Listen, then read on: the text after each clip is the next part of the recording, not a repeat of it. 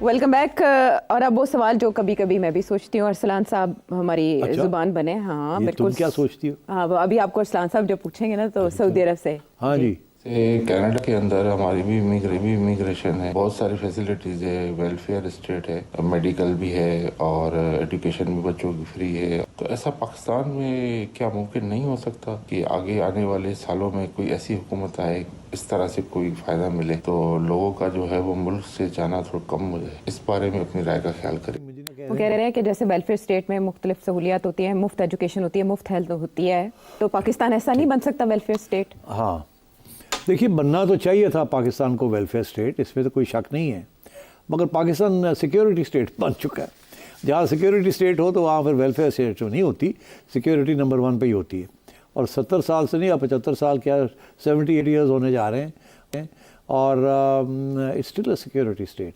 और आप देख ही रहे हैं कि सिक्योरिटी स्टेट कैसी है, वेयर सिक्योरिटी इनसिक्योरिटी बढ़ती जा रही है and yet the budgets are going for the security state.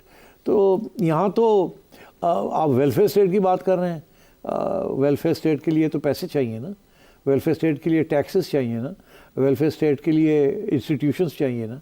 यहाँ ना इंस्टीट्यूशंस हैं, ना पैसा है, और ना ही इदारे हैं जो कि पैसा सही खर्च करें। इसीलिए वो कह रहे हैं कि हमारी जो गुर्बत है इस मुल्क में रिलेटिवली बढ़ती जा रही है, पॉवर्टी लाइन जो इंटरनेशनली डिफ़ाइन की गई है वो बढ़ती जा रही है, and so therefore the rich are getting richer and the poor are not getting richer any day. वो poverty line is 40% and above.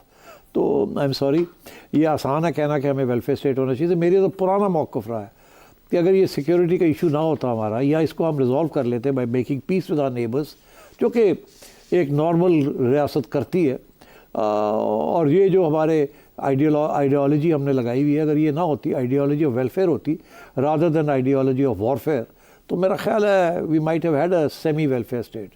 मगर इस वक्त कोई चांस नहीं है हमारे पास। तो इस वक्त लड़ाई झगड़े ये हो रहे हैं कि फेडरल गवर्नमेंट के पास पैसे नहीं हैं और दाने मुक्के हुए हैं, और कभी वो इधर भीख मांगने जाते हैं, वो इधर भीख मांगने जाते हैं। सारे पैसे जो है वो ख़त्म लग जाते हैं डिफेंस के ऊपर और डेट सर्विसिंग के ऊपर, और उसके बाद जो गवर्नमेंट के अपने एडमिनिस्ट्रेटिव एक्सपेंसेस होते हैं, तो बाकी तो कुछ बचता ही कुछ नहीं।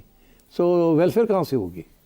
सवाल अपनी जगह पर मौजूद है। और जब बात पैसों की हो रही है तो ज़रा नोट कर लेते हैं डॉक्टर साद कोटली से।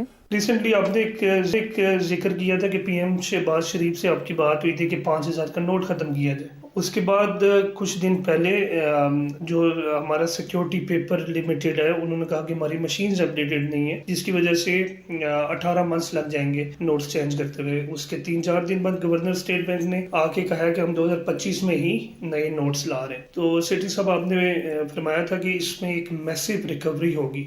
अब भाई साहब, मैंने ये नहीं कहा था कि 5,000 के नोट को रिप्लेस करके वो पुराना नोट हो गया, कोई नया नोट ले आए, ये नहीं मैंने कहा था। मैंने कहा था 5,000 का नोट ही नहीं होना चाहिए, क्योंकि 5,000 का नोट के साथ सारी कैश ट्रांजैक्शंस जो इलीगल है 90% 5,000 के नोट के साथ होती है।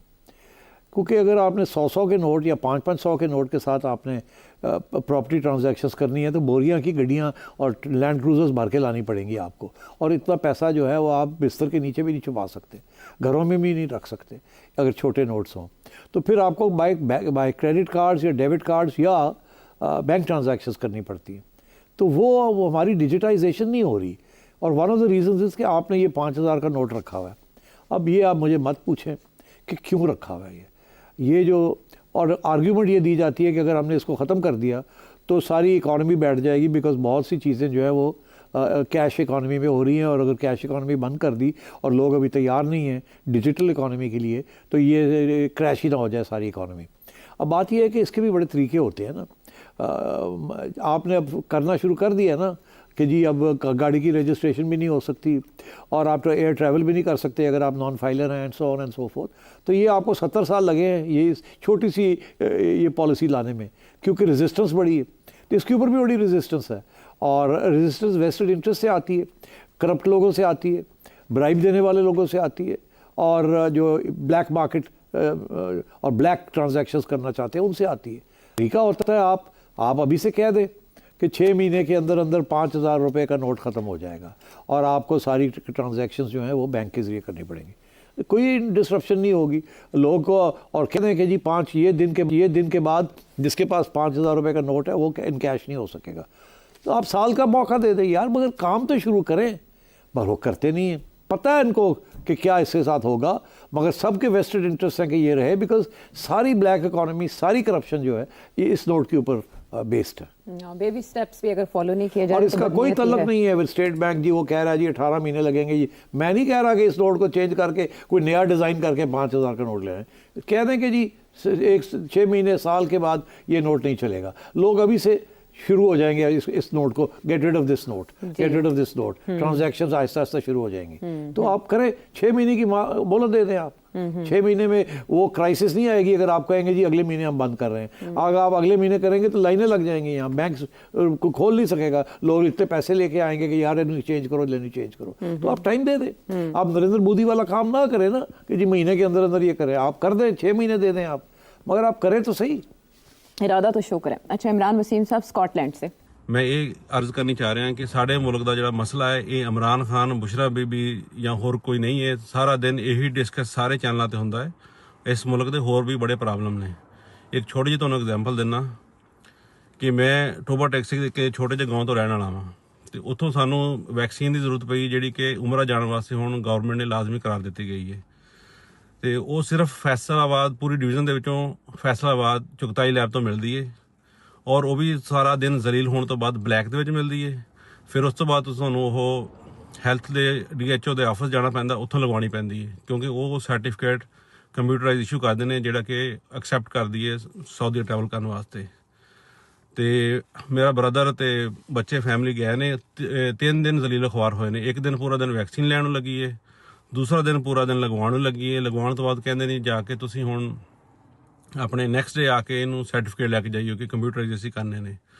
ਉਹ ਨੈਕਸਟ ਡੇ ਲੈਣਗੇ ਜੀ, ਅੱਜ ਸਾਹਿਬ ਨਹੀਂ ਆਇਆ ਸਾਈਨ ਕਰਨ ਨੂੰ। ਇੱਕ ਤਾਂ ਜਿਹੜੇ ਸਾਰੇ ਸਾਹਿਬ ਨੇ ਇਹ ਲੈ ਡੁੱਬੇ ਨੇ ਸਾਨੂੰ। ਤੀਸਰੇ ਦਿਨ ਵੀ ਸਿਫਾਰਿਸ਼ ਕਰਵਾ ਕੇ ਉਹ ਤੀਸਰੇ ਦਿਨ ਜਾਂ ਚੌਥੇ ਦਿਨ ਸਾਨੂੰ ਸਰਟੀਫਿਕੇਟ ਮਿਲੇ ਨੇ। ਆਪਣੀ ਸਵਾਰੀ ਸੀਗੀ, ਆਪਣੇ ਪੈਸੇ ਸੀਗੇ, ਖੁਦ ਖਰਚ ਕੀਤੇ ਨੇ ਤੇ ਫਿਰ ਵੀ 3-4 ਦਿਨ ਜ਼ਲੀਲੋ ਖਵਾਰ ਕੀਤੇ ਨੇ। ਉੱਥੇ ਇੰਨੇ ਲੋਕ ਜ਼ਲੀਲ ਖਵਾਰ ਹੋ ਰਹੇ ਨੇ ਕਿ ਜਿਹਦਾ ਕੋਈ ਹੱਲ ਨਹੀਂ ਹੈ, ਹੱਦ ਨਹੀਂ ਹੈ। ਕਿਉਂਕਿ ਜੋ ਹੁਣ 1 ਜਨਵਰੀ ਤੋਂ ਹਰ ਜਗ੍ਹਾ ਤੋਂ ਉਹ ਕਰ ਦਿੱਤੀ ਸਾਊਦੀ ਗਵਰਨਮੈਂਟ ਨੇ ਕਿ ਜਿਹੜਾ ਉਮਰਾ ਕਰਨ ਆਏਗਾ ਉਹਨੂੰ ਵੈਕਸੀਨ ਲਗਵਾਉਣੀ ਪਏਗੀ।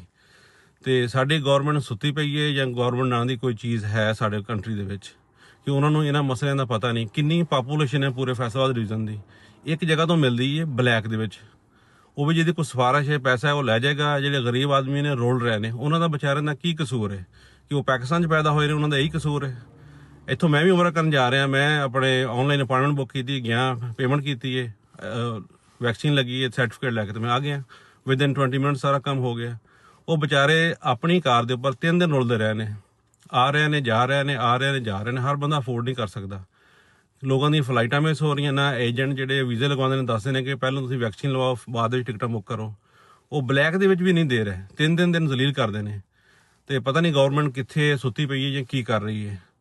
ਤੇ ਪਲੀਜ਼ ਕਾਈਂਡਲੀ ਇਹਨਾਂ ਚੀਜ਼ਾਂ ਦੇ ਉੱਪਰ ਛੋਟੇ ਛੋਟੇ ਮਸਲੇ ਹੁੰਦੇ ਨੇ ਜਿਹੜੇ ਆਵਾਮ ਦੇ, ਉਹਨਾਂ ਦੇ ਉੱਪਰ ਰੋਸ਼ਨੀ ਪਾਇਆ ਕਰੋ ਤਾਂ ਕਿ ਇਹ ਲੋਕ ਕੋਈ ਸਾਡੀ ਗੱਲ ਸੁਣ ਲੈਣ। ਸਾਡਾ ਜਾਂ ਕਸੂਰ ਹੈ ਅਸੀਂ ਪਾਕਿਸਤਾਨ 'ਚ ਬੋਰਨ ਹੋਏ ਹਾਂ। ਤੇ ਬਾਕੀ ਇਹ ਕਿ ਸਾਡਾ ਮਸਲਾ ਇਹ ਕੰਟਰੀ ਦਾ ਇਹ ਨਹੀਂ ਹੈ ਜਿਹੜਾ ਦਿਨ ਸਾਰਾ ਦਿਨ ਇਹੀ ਡਿਸਕਸ ਹੁੰਦਾ ਸਾਰੇ ਚੈਨਲਾਂ ਦੇ ਉੱਪਰ। ਇਸ ਤੋਂ ਇਲਾਵਾ ਬੜੇ ਮਸਾਇਲ ਨੇ। ਤੇ ਮੈਂ ਤਾਂ ਪਾਕਿਸਤਾਨ ਦੇ ਚੈਨਲ ਸੁਣਨੇ ਬੰਦ ਕਰ ਦਿੱਤੇ ਨੇ ਤੇ ਸਿਰਫ ਤੁਹਾਡੇ ਚੈਨਲ ਨੂੰ YouTube ਦੇ ਜ਼ਰੀਏ ਫੋਲੋ ਕਰਦਾ ਵਾਂ। ਅਗਰ ਤੁਸੀਂ ਵੀ ਇਹੀ ਗੱਲਾਂ ਕਰਨੀਆਂ ਨੇ ਫਿਰ ਅੱਲਾ ਹੀ ਹਾਫਜ਼, ਅਸੀਂ ਵੀ ਬੰਦ ਕਰ ਦਿੰਦੇ ਹਾਂ ਆਪਣੀ ਜ਼ਿੰਦਗੀ। ਜਿਹੜਾ ਜਿੱਦਾਂ ਜ਼ਲੀਲ ਕਰਦੇ ਸਾਨੂੰ ਗੌਰਮੈਂਟ ਨੇ ਜਾਂ ਜਿਹੜੇ ਸ਼ਾਹੀ ਅਫਸਰ ਨੇ, ਅੱਜ ਅਫਸਰ ਨਹੀਂ ਆਇਆ, ਕੱਲ੍ਹ ਆਈ ਜੋ ਪਰਸੋਂ ਹੀ ਜ਼ਲੀਲ ਹੁੰਦੇ ਰਹਾਂਗੇ ਇਸੇ ਤਰ੍ਹਾਂ। ਬਹੁਤੀ ਜ਼ਿੰਦਗੀ ਗੁਜ਼ਰ ਗਈ, ਥੋੜ੍ਹੀ ਰਹਿ ਗਈ, ਇਹ ਵੀ ਗੁਜ਼ਰ ਜਾਏਗੀ। ਭਾਜੀ ਮੈਂ ਇਹਨਾਂ ਨੂੰ ਕਿਹਾ ਸੀ ਕਿ ਤੁਹਾਡੀ ਜਿਹੜਾ ਮੈਸੇਜ ਹੈ ਇਹਨੂੰ ਪੂਰਾ ਨਸ਼ਰ ਕੀਤਾ ਜਾਏ ਕਿਉਂਕਿ ਤੁਹਾਡੀ ਆਵਾਜ਼ ਵੀ ਬੜੀ ਦੁੱਖ ਹੈ ਔਰ ਬੜੀ ਰੰਜਿਸ਼ ਹੈ ਔਰ ਮੈਨੂੰ ਬੜਾ ਅਫਸੋਸ ਹੋਇਆ ਸੁਣ ਕੇ। ਮਗਰ ਕੋਈ ਨਵੀਂ ਗੱਲ ਨਹੀਂ ਤੁਸੀਂ ਕੀਤੀ। ਇਹੋ ਜਿਹੀ ਕਹਾਣੀਆਂ ਹਰ ਰੋਜ਼ ਆਉਂਦੀਆਂ ਨੇ ਲੋਕਾਂ ਦੇ ਨਾਲ ਜੋ ਜ਼ਿਆਦਤੀਆਂ ਹੁੰਦੀਆਂ ਨੇ ਔਰ ਜੋ ਦੁੱਖ ਨੇ ਲੋਕਾਂ ਦੇ। ਇਹ ਤਾਂ ਕੁਛ ਵੀ ਨਹੀਂ ਹੈ। ਇਹ ਤਾਂ ਫਿਰ ਤੁਹਾਡੇ ਯਾਰ ਦੋਸਤ ਜਿਹੜੇ ਨੇ ਵਿਚਾਰੇ, ਗੱਡੀ ਵੀ ਸੀ ਉਹਨਾਂ ਕੋਲ, ਸਾਰਾ ਕੁਝ ਸੀ, ਅਤੇ ਜਿਨ੍ਹਾਂ ਕੋਲ ਇਹ ਨਹੀਂ ਹੁੰਦਾ ਤਾਂ ਉਹਨਾਂ ਦਾ ਤੁਸੀਂ ਸੋਚੋ ਕੀ ਅਸਰ ਹੁੰਦਾ, ਉਹਨਾਂ ਨੂੰ ਕਿੰਨੇ ਚੱਕਰ ਲੱਗਦੇ ਨੇ ਔਰ ਕੀ ਹੁੰਦਾ ਹਰ ਅਦਾਰੇ 'ਚ ਹੈ। ਮਗਰ ਆਹਿਸਤਾ ਚੀਜ਼ਾਂ ਇੰਪਰੂਵ ਹੋ ਰਹੀਆਂ ਨੇ। ਤੁਸੀਂ ਦੇਖੋ ਇੱਥੇ ਮਰੀਮ ਨਵਾਜ਼ ਸ਼ਰੀਫ, ਇਹਨੇ ਵੀ ਕੋਈ ਨਵੇਂ ਪ੍ਰੋਜੈਕਟ ਸ਼ੁਰੂ ਕੀਤੇ ਨੇ ਔਰ 1 ਵਿੰਡੋ ਆਪਰੇਸ਼ਨਸ ਕਿਸਮ ਦੀ ਚੀਜ਼। ਮੈਂ ਪਿੱਛੇ ਜਿਹਾ ਡਰਾਈਵਿੰਗ ਲਾਇਸੈਂਸ ਜਿਹੜਾ ਉਹਨੂੰ ਰੀਨਿਊ ਕਰਨਾ ਸੀ ਅਤੇ ਪੁਰਾਣੇ ਜ਼ਮਾਨੇ 'ਤੇ ਹਫ਼ਤੇ ਲੱਗ ਜਾਂਦੇ ਸਨ, ਚੱਕਰ ਲੱਗ ਜਾਂਦੇ ਸਨ। ਕਹਿੰਦੇ ਸਰ ਛੋੜ ਜਾਓ, ਫਿਰ ਆਓਗੇ ਤਾਂ ਕਰਾਂਗੇ। ਫਿਰ ਖਿਲਾਣਾ ਪਿਲਾਣਾ ਵੀ ਪੈਂਦਾ ਸੀ ਚਾਹ ਪਾਣੀ, ਤੇ ਹੁਣ ਆਟੋਮੈਟਿਕਲੀ ਹੋ ਜਾਂਦਾ, ਹੁਣ ਕੋਈ ਦੇਰ ਨਹੀਂ ਲੱਗਦੀ। ਨਾਦਰਾ ਬੜੀ ਐਫੀਸ਼ੀਐਂਟ ਹੋ ਚੁੱਕੀ ਹੈ, ਇਸ ਤਰ੍ਹਾਂ ਦੇ ਹੈ ਨਜ਼ਾਰੇ, ਔਰ ਆਹਿਸਤਾ ਆਹਿਸਤਾ ਬਿਹਤਰ ਹੋ ਰਿਹਾ ਹੈ, ਇਹਦੇ ਵਿੱਚ ਕੋਈ ਸ਼ੱਕ ਨਹੀਂ ਹੈ। ਮਗਰ ਗੱਲ ਹੈ ਤੁਹਾਡਾ ਜਿਹੜਾ ਮੇਨ ਪੁਆਇੰਟ ਹੈ ਇਟਸ ਵੈਲਿਡ ਕਿ ਇਸ ਤਰ੍ਹਾਂ ਦੀ ਜਿਹੜੀ ਆਮ ਸਹੂਲਤਾਂ ਨੇ ਆਮ ਲੋਕਾਂ ਵਾਸਤੇ ਹੋਣੀ ਚਾਹੀਦੀਆਂ ਨੇ।